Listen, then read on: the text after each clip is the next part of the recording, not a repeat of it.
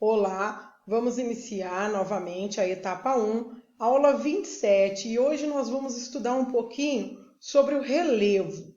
O que é o relevo?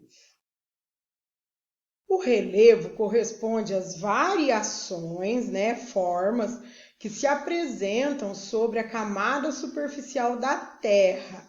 Assim, podemos notar que o relevo terrestre apresenta diferentes fisionomias, diferentes o quê? Aparência, isto é, áreas com diferentes características. Algumas são mais altas, outras mais baixas, algumas são mais acidentadas, outras já são mais planas, entre outras feições. Então, eu posso falar que relevo é tudo aquilo que desenha a superfície terrestre, cordilheiras, serras, montanhas, morros, vales, depressões, planícies, planaltos e assim por diante. Existem duas maneiras do relevo ser modificado, ou seja, de uma paisagem natural ser modificada por agentes endógenos, que são aqueles causados pela ação interna da Terra. Nós sabemos que no subsolo, nas outras camadas que formam a crosta terrestre, ela está o tempo todo se movimentando, através do tectonismo, que é um assunto que mais para frente vocês vão estudar com esse nome tectonismo, tá? O que eu posso adiantar para vocês é que aqui em cima, no solo, nós sentimos essas movimentações internas da Terra através de terremotos, chamados de abalos sísmicos. É quando a Terra treme. Então, cada vez que a Terra treme em algum lugar do mundo, está acontecendo uma modificação no relevo de algum lugar. Tá joia? E essa ação, que eu não vejo, mas que eu sinto que acontece no interior da Terra, a gente chama de agentes endógenos. Já quando tem modificação no solo da Terra, na superfície da Terra, e eu vejo essas mudanças acontecendo, é porque elas são causadas pela temperatura, pelos ventos, pelas chuvas, pelos rios, pela ação do mar, de alguns micro-organismos, algumas bactérias, e também através das coberturas vegetais, das plantas, de uma determinada região. E além desses fatores, tem também a ação antrópica. O que é isso, professora, antrópica? A antrópica é quando tem o quê? A ação do homem, alterando e modificando ali a paisagem natural, tá? De um relevo, seja para a construção de uma ponte, para fazer a construção de uma rodovia, seja para fazer a construção de uma ferrovia e assim por diante.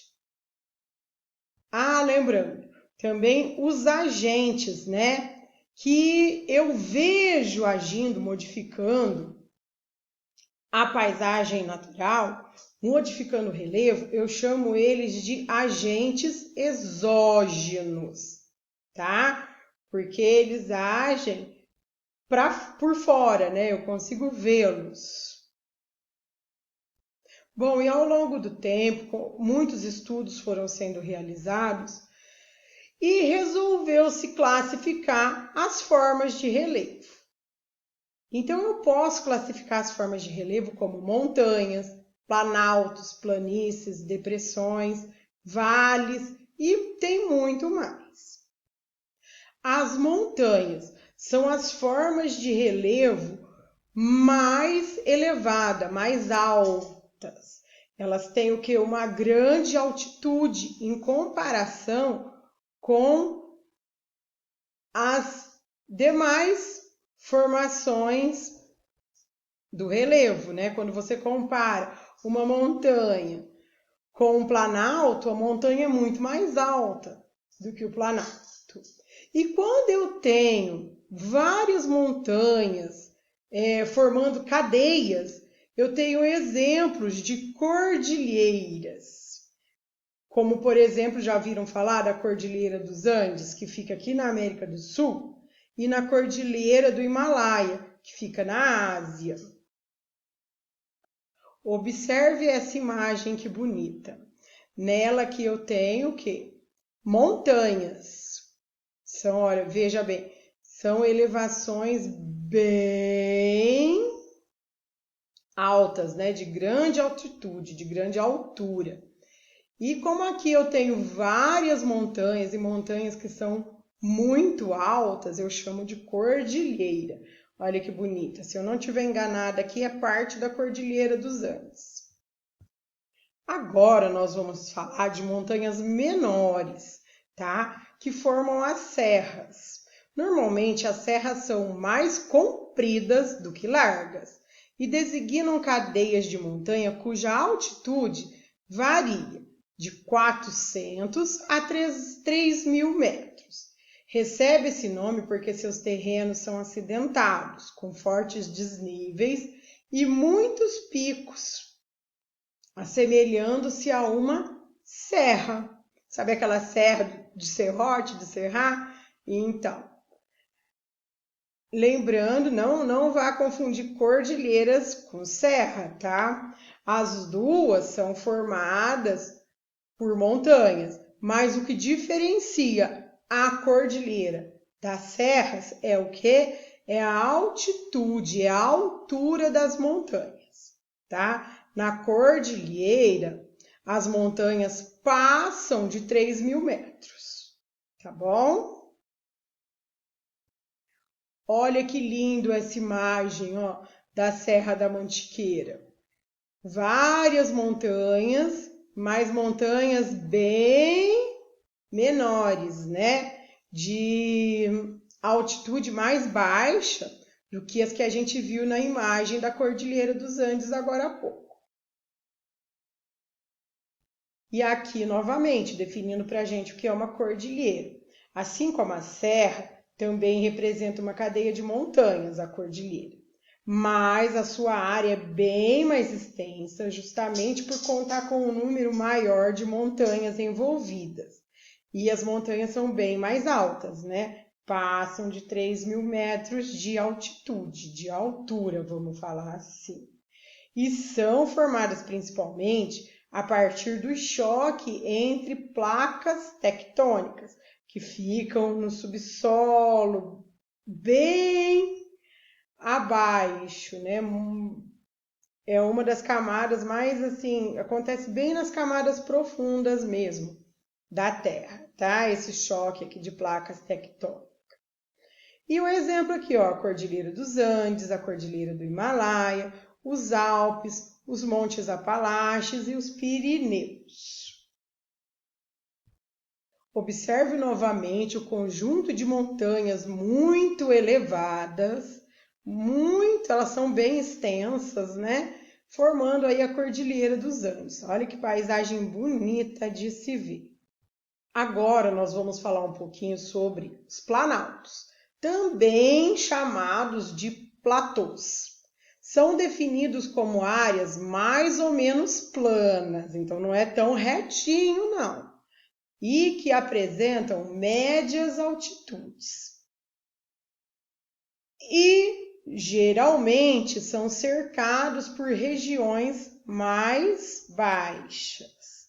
E normalmente aqui nos planaltos acontece um processo chamado de erosão, que nada mais é do que o desgaste do solo provocado pela ação das chuvas e dos ventos, e se tiver algum rio, algum lago também, tá? Vejam essa imagem ilustrando para a gente o exemplo de um planalto. Vamos aprender agora sobre planícies. Planícies, o próprio nome já está falando, ó, são áreas planas, áreas bem retinhas, quase não tem elevações, e com baixas altitudes. normalmente ficam muito próximas ao nível do mar, tá? Encontram-se na sua maioria também próximas a planaltos, muitas vezes formando vales fluviais ou constituindo áreas litorâneas. E elas se caracterizam pelo predomínio do processo de acumulação e sedimentação, que nada mais é do que a ação que houve através do vento, da chuva, dos rios, né? E até do próprio mar, quando tem mar perto, desgastando, aplainando, modificando o relevo, tá? Seja uma montanha, seja um planalto, e aí com a ação dos rios ou da chuva, do vento, do mar, da própria temperatura, né? Vai agindo nessas formas de relevo mais elevadas e vai o quê? Desgastando essas formas de relevo. E aí a paisagem vai se transformando. É onde, normalmente, um planalto, com a ação dos ventos, da chuva, da temperatura, ele se desgasta e se transforma em planícies, tá? E assim acontece na natureza, tá? Tudo é transformado. Olha que planície mais bonita de se ver. Olha que é um lugar muito reto, não tem elevações. É muito bonito de se ver. Agora nós vamos falar de uma forma de relevo conhecida como depressão, tá? São áreas rebaixadas que apresentam as menores altitudes da superfície terrestre. Quando uma localidade é mais baixa que o seu entorno, falamos em depressão relativa. E quando ela se encontra abaixo do nível do mar, temos uma depressão absoluta.